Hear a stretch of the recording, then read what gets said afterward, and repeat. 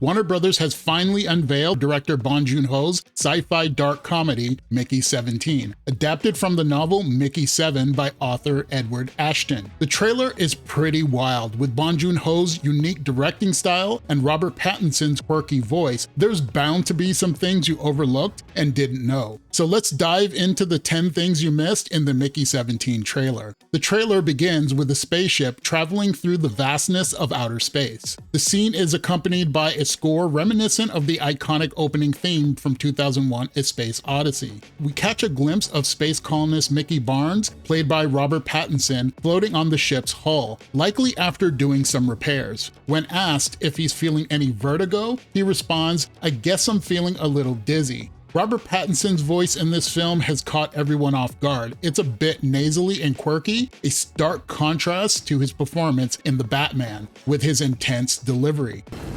I'm vengeance. Suddenly, Mickey's hand is severed by a piece of space debris, leaving him to suffocate in the vacuum of space. As Dean Martin's classic Ain't That a Kick in the Head plays in the background to add some humor, we watch as Mickey's body is unceremoniously tossed into a fiery incinerator, while an entirely new body is being processed. Mickey's commentary cuts in. Now, I wouldn't be surprised if you were thinking at this point, what have I done? Returning to the beginning of Mickey's journey, we see a long line of people desperately trying to escape a planet suffering from brutal, unlivable weather conditions. Mickey enthusiastically applies to be an expendable, which surprises the woman processing his application, because it's a job that usually nobody wants. Being an expendable means you're essentially a disposable employee. These individuals take on the most dangerous jobs that are considered too risky for the rest of the crew. If an expendable dies, a new version of their body is regenerated to continue to work. What you might have missed on his application is that this expedition is set on a planet called Niflheim, a very dangerous ice world. Its name draws inspiration from Norse mythology, which depicts a cold, dark, misty realm of the dead.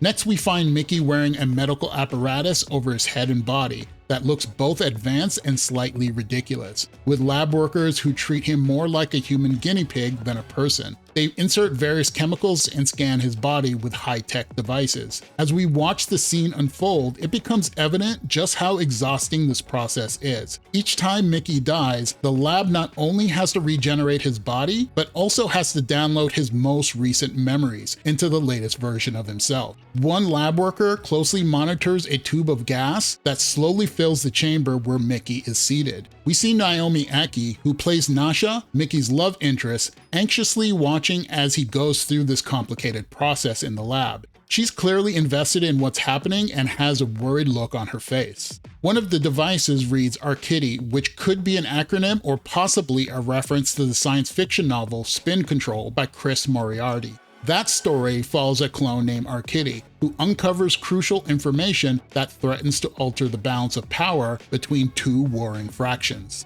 Then there's this funny moment when one of the workers at the incinerator realizes that Mickey is still alive inside of the body bag, but Mickey awkwardly reassures him with, "It's fine." The worker just shrugs it off before casting him into his fiery grave. Next, we find Mickey on an expedition outside of the base, surrounded by a snowy landscape. But you might have missed that this is the planet Niflheim, described in the book as an ice world. Suddenly, Mickey falls through the ice, landing in a cave below. His so-called best friend, Berto, played by Steven Yeun, peers down and quips, "It's not looking very good for you. I'm sure you're used to it by now, but what's it feel like to die?" Then a family of insect-like creatures known as creepers charges toward Mickey, adding a sense of urgency to the moment. But instead of attacking him for trespassing in their territory, the creepers surprisingly lift Mickey out of the cave and carry him safely back to the surface, turning the encounter into an unexpected twist. Before long, Mickey realizes that Berto has left him for dead. You might have missed this brief shot of Mickey running, trying to catch the transport, followed by a glimpse shot of him sitting on the back of the vehicle. Next, we cut to a scene where Mickey 17 stumbles into his room, totally exhausted, and crashes onto his bed. To his shock, he realizes he's already been cloned. With a calm and callous demeanor, his clone, Mickey 18, looks at him and asks, "Why aren't you dead?" He then swiftly knocks Mickey 17 out with a dumbbell.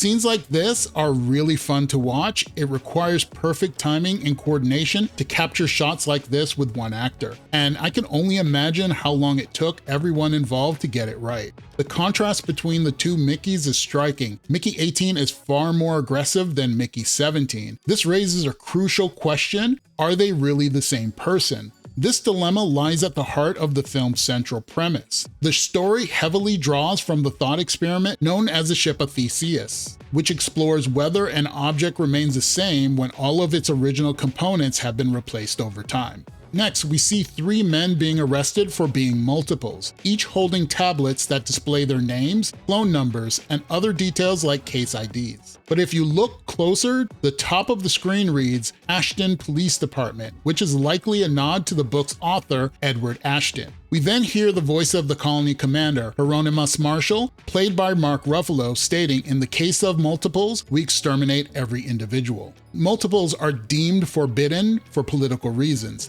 as they're believed to threaten entire colonies. Hieronymus Marshall harbors a particular dislike for Mickey, and if 17 and 18 are discovered, they'll both face execution. Next, we see a man dressed as a pigeon mascot presenting Mickey with a certificate, while another man films the moment. This character could serve as a metaphor for the canary in the coal mine, highlighting the idea of a warning sign of danger to come. Then we see Toni Collette's character, Gwen Johansson, callously say, "Let's blow up these secondhand baloney boys." We catch a glimpse of Marshall, who has a device strapped to his wrist with buttons labeled 17 and 18, representing both Mickeys. As tension builds, Gwen's fingers hover over the buttons before decisively pressing down on button 18. Chaos erupts. It appears that everyone is trying to escape, and one of the Mickeys aims a gun, ready to pull the trigger. But Nasha intervenes just in time. We see Mickey 17 and Nasha standing on Niflheim with a herd of creepers behind them. One of Marshall's men fires a rocket launcher, but another man diverts it off course. Meanwhile, Mickey 18, wielding what looks like a machete, charges forward with a group of creepers. A missile soars past him before exploding overhead. He leaps toward a man who is aiming his gun directly at Mickey. What you might have missed is the man with the gun is Hieronymus Marshall. We can tell by the fur collar hood on the coat.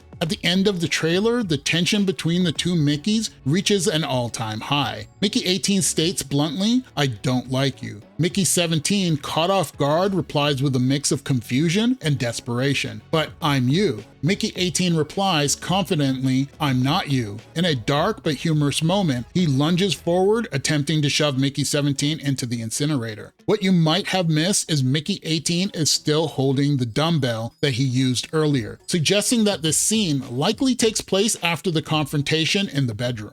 There you have it, 10 plus things you might have missed in the Mickey 17 trailer. What do you think about the Mickey 17 trailer? Tell me your thoughts in the comments below, because I really want to know what you think. And don't forget to like and subscribe to the Cinema Maverick channel for more content like this. Thanks for watching, and I'll see you in the next video.